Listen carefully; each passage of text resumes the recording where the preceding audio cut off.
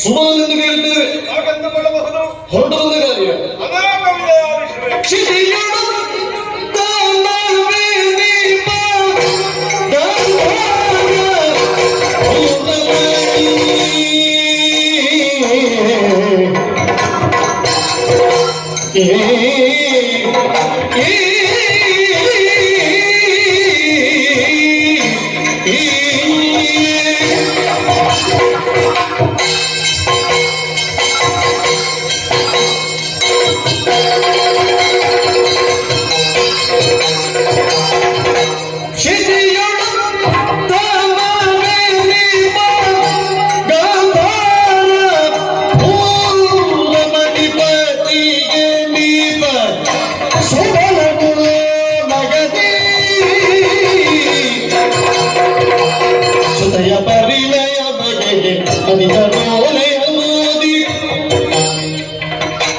ವಿಜಯ ಪರಿಣಯ ಬಗೆಗೆ ನದಿ ಜರೋಣಯ ಮೋದಿ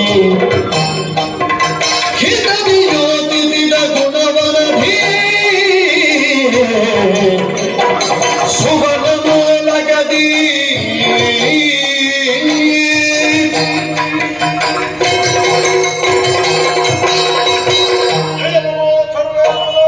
ರಕ್ಷಣೆ ಮಾಡು ಸ್ವಾಮಿ, ರಕ್ಷಣೆ ಮಾಡು. ಲೋಕದ ಧೀಶಕ್ತಿಯನ್ನ ವೃದ್ಧಿಸಬಲ್ಲಂತ ಆ ಸೂರ್ಯನಾರಾಯಣನು ಮೂಡಣದಲ್ಲಿ ಮೂಡಿ ನೆತ್ತಿ ಏರುವುದಕ್ಕೆ ಮೊದಲೇ ಪ್ರಾಜ್ಞನಾದವನೊಬ್ಬ ಎದ್ದು ತನ್ನ ನಿತ್ಯವಿಧಿಗಳನ್ನು ಪೂರೈಸಿ ತನ್ನ ಕರ್ತವ್ಯದಲ್ಲಿ ತೊಡಗಿಕೊಂಡ ಅಂತಾದರೆ ಅವನೊಬ್ಬ ಕರ್ಮನಿಷ್ಠ ವ್ಯವಹಾರದಲ್ಲಿದ್ದಾನೆ ಎನ್ನುವ ಹಾಗೆ ಸರ್ವ ಮಂದಿಗಳು ತಿಳಿಯುತ್ತಾರೆ ಎನ್ನುವುದು ಲೋಕ ಒಪ್ಪಿರಬಹುದಾದಂತಹ ಸತ್ಯ. ಅದರಲ್ಲಿಯೂ ಭಾರತ ವರ್ಷದಲ್ಲಿ ಅತ್ಯಂತ ವಿಶೇಷವೂ ವಿನೂತನವೂ ಎನಿಸಿಕೊಂಡಿರಬಹುದಾದ ಗಾಂಧಾರ ದೇಶಕ್ಕೆ ಯಾರು ಕೇಳಿದ್ರೆ ಈ ಕಾಲಕ್ಕೆ ಸುಬಲ ಮಹಾರಾಜ ಎನ್ನುವಂತಹ ನಾನು ಆಳ್ವಿಕೆಯನ್ನು ಮಾಡುತ್ತಾ ಇದ್ದೇನೆ ಎನ್ನುವುದೇ ನನಗೆ ಸಂತೋಷವನ್ನೇ ಒದಗಿಕೊಡುತ್ತಾ ಉಂಟು. ಯೋಗ ಭೂಮಿಯಲ್ಲಿ ಜನ್ಮಿಸುವುದೇ ಒಂದು ನೈವೇದ್ಯದ ಅಂತ ಪುಣ್ಯವಾದ್ರೆ ಪೂರ್ವಮಣಿಯ ಪತಿಯಾಗುವುದಕ್ಕಿಂತಲೂ ಹೆಚ್ಚಿನದಾದ ಪುಣ್ಯ ವಿಶೇಷ ಅಂತ ತಿಳಿಯುತ್ತೇನೆ. ಅದೇ ಇದ್ದರೆ ಒಬ್ಬಾತ ತನ್ನ ಸಾಧನೆಯ ಮೂಲಕವಾಗಿ ತಾನೊಂದು ಅರಸತ್ತಿಗೆಯನ್ನು ಸಂಪಾದಿಸುವುದಕ್ಕೆ ಸಾಧ್ಯವಾಗುವುದಾಗಿ, ಆದರೆ ಅರಸನಾಗಿ ಹುಟ್ಟುವುದಕ್ಕಾಗುವುದಿಲ್ಲ. ಹಾಗೊಂದು ಹುಟ್ಟು ಪಡೆಯಬೇಕು ಅಂತಾರೆ ತಾನು ಕಟ್ಟಿಟ್ಟಿರಬಹುದಾದ ಸಂಚಿತವಾದ ಕರ್ಮ ವಿಶೇಷ ಹೆಚ್ಚೇ ಇರಬೇಕಾಗ್ತದೆ. ಬಹುಶಃ ನನಗೆ ಅಂತಹದ್ದೊಂದು ಪುಣ್ಯ ವಿಶೇಷ ಈ ಕಾಲಕ್ಕೆ ಲಭ್ಯವಾಯಿತೋ ಏನು. ಗಾಂಧಾರ ಅವನಿಯನ್ನು ಪರಿಪಾಲಿಸುವುದರಿಂದಲಾಗಿ ಸಕಲ ಮಂದಿಮಾಪದರೆಲ್ಲರೂ ಕೂಡ ನನ್ನ ಬಗೆಗೆ ಜಯಘೋಷವನ್ನೇ ಮೊಳಗಿಸುತ್ತಾರೆ. ಸುಬಲನು ಸುಜನಿದ್ದಾನೆ ಎನ್ನುವ ಹಾಗೆ ಆಡುತ್ತಾ ಇದ್ದಾರೆ. ಸ್ವಾಮಿ, ಒಂದು ಜೀವನ ಸುಖ ಮತ್ತೊಂದು ಸುಖ ಜೀವನ ಅಂತ ಎರಡು ಉಂಟು. ಸುಖ ಜೀವನವನ್ನು ಅನುಭವಿಸುವುದಕ್ಕೆ ಬೇಕಾದಷ್ಟು ಸಂಪದಗಳಿದ್ರೆ ಸಾಕಾಗುತ್ತದೆ. ಜಯಿಸಿ ತನ್ನ ಮೂಲಕವಾಗಿ ಹಂಸತೂಲಿಕಾ ತಲ್ಪದಲ್ಲಿ ಮಲಗಿ ನಿಂತಿರುವುದರಿಂದ ನಾನೊಬ್ಬ ಸುಖ ಜೀವನವನ್ನು ಹೊಂದುತ್ತಿದ್ದೇನೆ ಅಂತ ಒಬ್ಬ ಆಡಬಹುದು. ಆದರೆ ಹಂಸತೂಲಿಕಾ ತಲ್ಪದಲ್ಲಿಯೂ ಮಲಗುವಾಗ ಕಣ್ಣು ಮುಚ್ಚಿದೊಡನೆ ನಿದ್ದೆ ಬರಬೇಕು ಅಂತಾರೆ. ಅವನಿಗೆ ಜೀವನ ಸುಖ ಅನ್ನುವುದು ಬೇಕಾಗುತ್ತದೆ. ಸಾಂಸಾರಿಕ ತಾಪತ್ರಯಗಳಿಲ್ಲದೆ ಅನೇಕ ರೀತಿಯಾದಂತಹ ತೊಡಕುಗಳಿಲ್ಲದೆ ಇದ್ದರೆ ಜೀವನ ಸುಖವನ್ನು ಹೊಂದುವುದಕ್ಕಾಗುತ್ತದೆ. ನನಗೆ ಜೀವನ ಸುಖ ಉಂಟು ಅಂತ ಹೇಳುವುದಕ್ಕೆ ಎಲ್ಲಿ ನಿಂತು ಕೊರತೆಯೇ ಇಲ್ಲ. ಯಾಕೆ ಗೊತ್ತಾ, ಸುಶೀಲೆಯಾದ ಮೌರ್ವಾಕೆಯನ್ನು ವಿವಾಹವಾದ ಪರಿಣಾಮವಾಗಿ 24 ಮಕ್ಕಳಿಗೆ ನಾನು ತಂದೆ. ದೇವರು ಕೊಟ್ಟರೆ ಎಷ್ಟು, ಹೊಗಸೆ ಎತ್ತಿ ಕೊಟ್ಟರೆ ಕೈ ತುಂಬ ಕೊಡ್ತಾರೆ ಅಂತ ಹೇಳಿದ ಹಾಗುಂಟದ್ದು. 13 ಮಂದಿ ಗಂಡು ಮಕ್ಕಳು, ಅದರಲ್ಲಿ ಹಿರಿಯನಾದವನಿಗೆ ಶಕುನಿ ಅನ್ನುವ ಹೆಸರನ್ನೇ ನಾನು ಇರಿಸಿದ್ದೇನೆ. ಯಾಕೆ ಗೊತ್ತಾ, ಅವ ಒಬ್ಬರನ್ನ ಬದುಕಿನ ಶುಭ ಶಕುನ ಆಗಬೇಕು ಅಂತ. ಅವನು ನನ್ನ ಬದುಕನ್ನು ಉದ್ಧಾರ ಮಾಡುವವನು ಎನ್ನುವ ಕಾರಣದಿಂದಲಾಗಿ ಅವನಿಗೆ ಶಕುನಿ ಎನ್ನುವ ಹೆಸರನ್ನು ಇಟ್ಟಿದ್ದೇನೆ.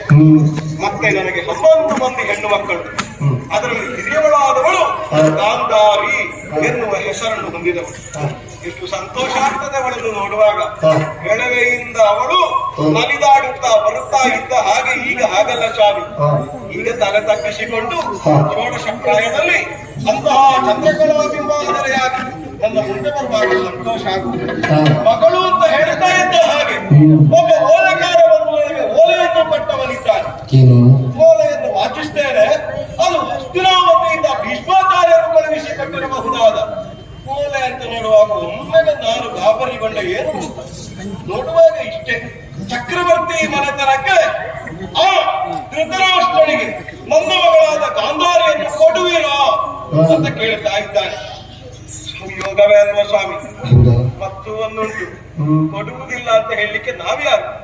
ನಾವೊಬ್ಬ ಸಾಮಂತ ಅಂತ ಚಕ್ರವರ್ತಿ ಬರಬರದವರು ಕೇಳುವಾಗ ಇಲ್ಲ ಅಂತ ಹೇಳುವುದಲ್ಲ. ಒಪ್ಪಿದ್ದಾರೆ. ಮಗಳನ್ನು ಜೊತೆ ಸೇರಿಸಿಕೊಂಡು ಶೀಘ್ರವಾಗಿ ಹಸ್ತಿನಾಪುರವನ್ನು ಸೇರಿ ಅಲ್ಲಿ ವೈಭವದ ಕಲ್ಯಾಣ ಕೆಲಸವೆಲ್ಲ ಆಗಬೇಕು. ಹಾಗಾಗಿ ಸಕಲರನ್ನು ಒಂದು ಸೇರಿಸಿಕೊಂಡು ನೇರವಾಗಿ ಹಸ್ತಿನಿಗೆ ತೆರಳುವ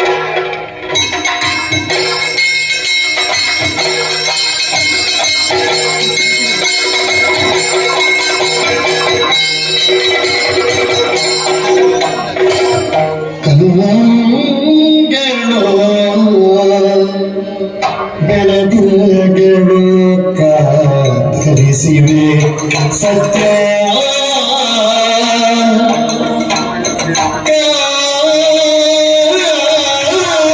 ಕಾಧರಿಸಿವೆ ಸತ್ಯ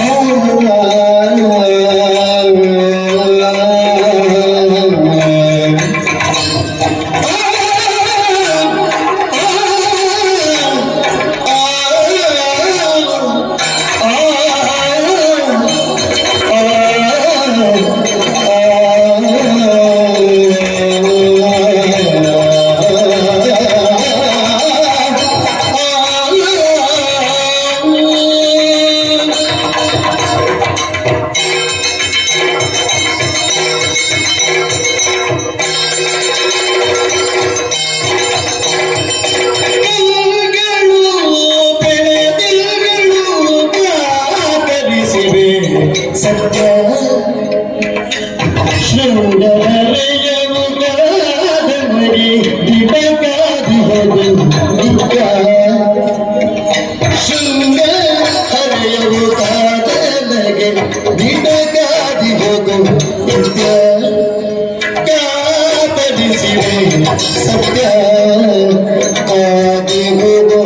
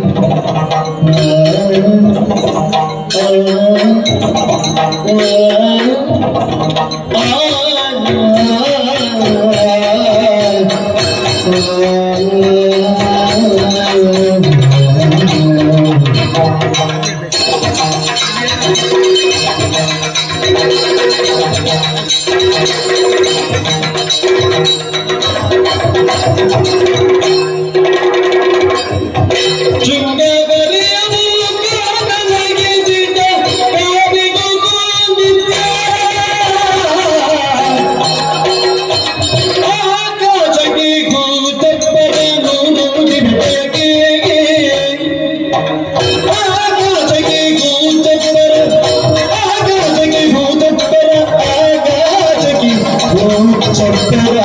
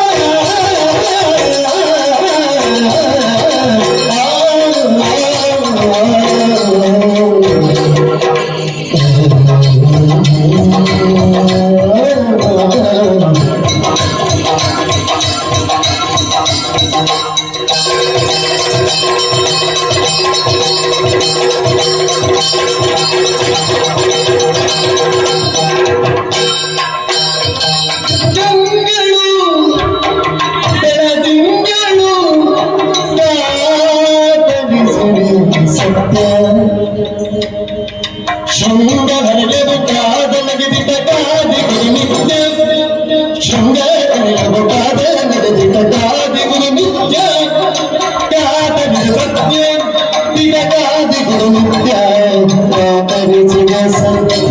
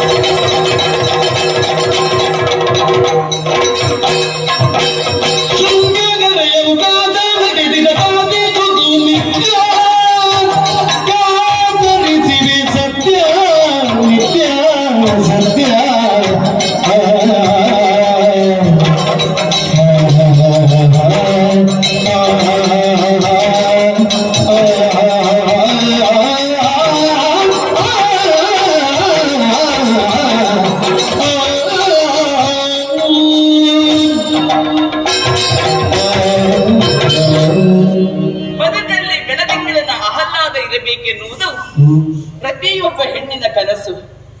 ಅದರಲ್ಲೂ ನನ್ನ ಪ್ರಾಯದ ಯುವತಿಯರ ಕಂಗಳಲ್ಲಿ ಯೌವನದ ಸಂಭ್ರಮವನ್ನು ಎದುರುಗಾಣುವುದಕ್ಕೆ ಕಾತರಿಸುತ್ತಿರುವುದು ಸಹಜ. ಗಾಂಧಾರಾಧಿಪತನಾದಂತ ಸುಭಗ ಮಹಾರಾಜನಿಗೆ ಮಗಳು ಗಾಂಧಾರಿ ಎಂಬ ನನಗೆ ನನ್ನ ಬದುಕನ್ನು ಬೆಳಗುವ ಆ ಪ್ರಿಯತಮನ ಕುರಿತಾಗಿ ಮನಸ್ಸು ಹಲವು ಹಂಬಲವನ್ನು ಹೊತ್ತು ಹಾತೊರೆಯುತ್ತಾ ಇದೆ.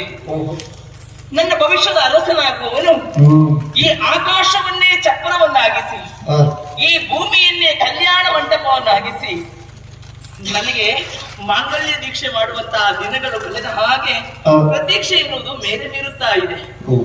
ಏನೆಲ್ಲ ಆಸೆಯನ್ನು ಹೊತ್ತೆ ನಾನು ಬದುಕಿನಲ್ಲಿ ಜೀವನದುದ್ದಕ್ಕೂ ಬೆಳದಿಂಗಳನ್ನೇ ಕಾಣಬೇಕೆನ್ನುವುದು ನನ್ನ ಆಸೆ. ಎಲ್ರಿಗೂ ಆಸೆ ಪಡಬಹುದು, ಅದೆಲ್ಲ ನೆರವೇರ್ತದ?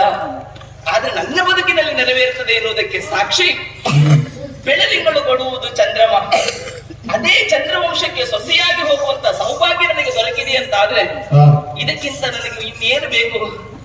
ಅಪ್ಪ ಹೇಳಿದ್ರಲ್ಲ, ಮಗಳೇ ನೀನು ಚಂದ್ರವಂಶಕ್ಕೆ ಸೊಸೆಯಾಗಿ ಹೋಗುವಳು ಅಂತ ಆದ್ಮೇಲೆ ಶೃಂಗರಿಸಿಕೊಳ್ಳಬೇಕು. ಆ ಸುಮುಹೂರ್ತದ ಆ ಸುದಿನ ಯಾವಾಗ ಬರ್ತದೆ ಅಂತ ಹೇಳಿದ್ದಾರೆ. ಈಗ ಕರೆದಾಡುವ ಮಾತದೇ ಅಲ್ವಾ? ಎಲ್ಲ ಶೃಂಗರಿಸಿಕೊಂಡು ದಿಬ್ಬಣ ಸಮೇತರವಾಗಿ ಹೋಗ್ಬೇಕಂತೆ. ಯೋಚಿಸೋದಲ್ಲ, ಹೋಗಿ ಸೇರಿಕೊಳ್ತೇವೆ.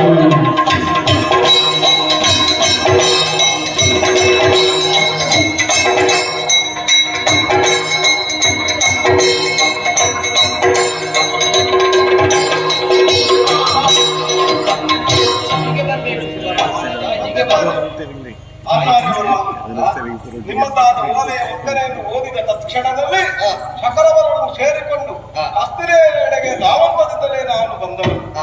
ಎಲ್ಲರೂ ಬಂದಿದ್ದಾರಲ್ಲ? ಎಲ್ಲರೂ ಬಂದಿದ್ದಾರೆ, ಯಾರೂ ಬಾಕಿ ಉಳಿದಿಲ್ಲ. ಇವತ್ತು ಎಲ್ಲರ ಆಸೀನರಾಗಬೇಕು. ಎಲ್ಲ ತಿನ್ನುವುದಕ್ಕೆ ಕುಡಿಯುವುದಕ್ಕಾಗಿ ಕೇಳಿ ಪಡೆಯುವ ಅವಶ್ಯಕತೆ ಇಲ್ಲ. ಸಾಲಾಗಿರಿಸಿದ್ದೇನೆ. ಯಾವುದು ಎಷ್ಟು ಬೇಕೆನ್ನುವುದಾಗಿ ನಾವು ಆ ಕಡೆಯಿಂದ ಈ ಕಡೆಗೆ ಸಾಗಿ ಬರುವಾಗ ಆ ಸಾಲಾಗಿ ಇಟ್ಟದ್ದು ಅಂತ ಕೆಲವರೆಲ್ಲ ಅದನ್ನೇ ನೋಡ್ತಾ ಇದ್ದದ್ದು. ಆಗ ಗೊತ್ತಾಯ್ತು ಇಲ್ಲಿ ಬೇಕಾದಷ್ಟು ತಿನ್ನುವುದಕ್ಕುಂಟು. ಇನ್ನು ಕೆಲವರಲ್ಲಿ ಕೇಳಲಿಕ್ಕೆ ಎಷ್ಟಿತ್ತು ಅಂತ ಕೇಳಲಿಕ್ಕೆ ಹೋದವರಿಗೆ ಮರೆತು ಹೋಗುವಷ್ಟು. ಹೌದಾ? ವ್ಯವಸ್ಥೆ. ನಿಮ್ಮ ವ್ಯವಸ್ಥೆಯ ಬಗೆಗೆ ನಮಗೆ ಅಭಿಮಾನ ಉಂಟು.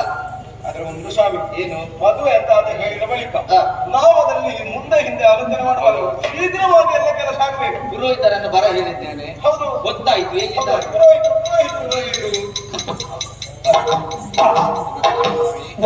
ಒಳ್ಳೆದಾಗಲಿ.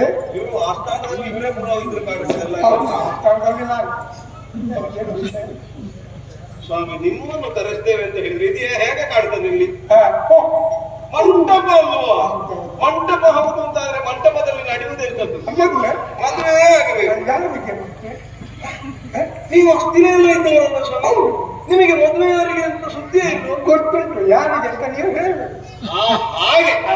ಇಲ್ಲಿಗೆ ಬಂದಿದ್ದರು ನಾವು ಹೇಳಿದ್ರೆ ಒಳ್ಳೆಯದು ಅಂತ ಅಷ್ಟೇ ಅಲ್ಲ. ಅವರ ಮಗನಾಗುವುದು ಅಂದ್ರೆ ಅವರಿಗೆ ಅವರು ಬ್ರಹ್ಮಚಾರಿಗಳಲ್ವಾ, ಅವರ ತಮ್ಮನ ಮಗನಿಗೂ ನನ್ನ ಮಗಳಿಗೂ ಮದುವೆ. ಹೌದು, ಧೃತರಾಷ್ಟ್ರನಿಗೆ. ಆಯ್ತು, ಇನ್ನು ತಡ ಮಾಡುವುದು ಬೇಡ. ಅಯ್ಯೋ, ತಡ ಮಾಡಲೇ ಬರ್ತದೆ. ನನಗೆ ಇದು ಬೇಗ ಆಗಬೇಕು ಅಂತ ಹೇಳು. ನನಗೆ ನಿಮಗೆ ಬೇಗ ಆಗ್ಬೇಕು. ಅದ್ಯಾಕೆ? ಬೇರೆ ಯಾರು ಅಂಕಲ್ ಬರ್ತಾನೆ, ಅಂಕಲ್ ಬರ್ತಾನೆ, ಅಂಕಲ್ ಬರ್ತಾನೆ, ನೀವು ಮದುಮಗನನ್ನು ಮೊದಲು ಕರೆಸಿಕೊಂಡು ಮತ್ತೆ ನಾನು ಮಾತಾಡಿಕೊಂಡು ಮತ್ತೆ ಅಂತರ ಮಾಡಿ.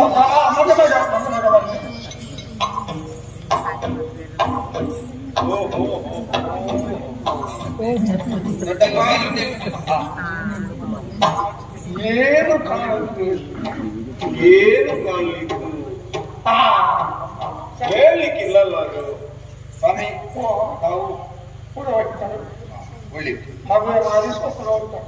ಹಳೆಯ ದೇವರಿಗೆ ನನ್ನ ನಮಸ್ಕಾರಗಳು. ಒಳ್ಳೆಯದು, ಒಳ್ಳೆಯದು. ಇಲ್ಲಿದ್ದೇನೆ. ಇನ್ನು ಹಾಗೆ ಆರೋಗ್ಯವಾಗಿದ್ದೇನೆ. ಆರೋಗ್ಯಕ್ಕೆ ಏನ್ ತೊಂದರೆ ಈಗ ಇನ್ನು ಅಂತರ್ಬಟ ಇನ್ನೂ ಅಂತರ್ಪಟ. ಹೌದೌದು, ಅಂತರ್ಬಟ ಅವಳಿಗೆ ಅಂತರ್ಬಟ ಮದುಮಗಳು ಅಂತರ್ಬಟ ಮದುಮಗಳು ಅಂತರ್ಪಟ ಬಂದ್ಲಿ. ಪುರೋಹಿತ್ರೆ, ಅಂತರ್ಪಟ ಬಂತು. ಅಂತರ್ಬಟ ಹಾಗಾದ್ರೆ ಇನ್ನು ಮದುಮಗಳು ಮದುಮಗಳನ್ನು ಕರ್ಕೊಂಡು ಬರ್ಲಿಕ್ಕೆ ದಸರನ್ನೆಲ್ಲ ಸಿದ್ಧ ಮಾಡಿಸಿದ್ದೇವೆ. ನನ್ನ ಅಪ್ಪನಾಗಿ ನಾನೇ ಕರ್ಕೊಂಡು ಬಂದ್ರೆ ಚಂದ ಅಂತ ಕಾಣ್ತದೆ. ಮಗಳೇ,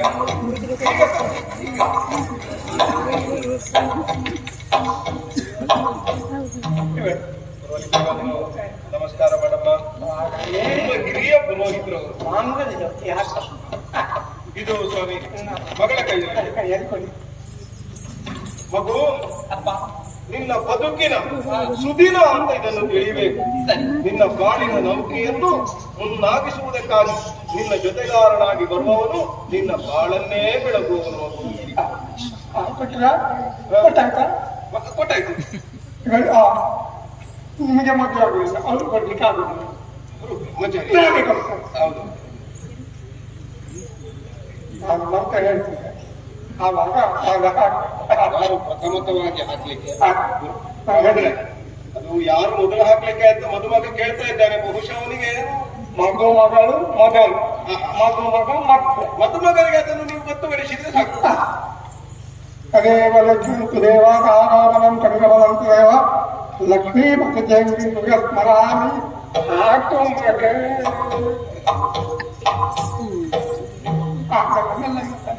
ನೀವು ಹಾಕಿ ಮದುಮಗ.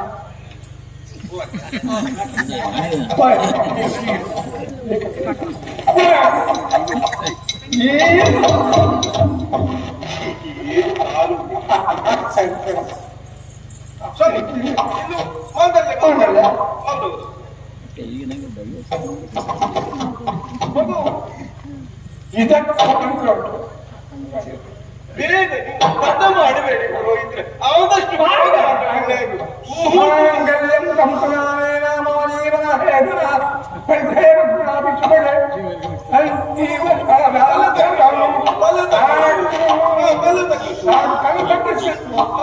ಗಂಡನಿಗೆ ಯಾವಾಗಲೂ ತಲೆ ತಗ್ಗಿಸ್ಬೇಕು.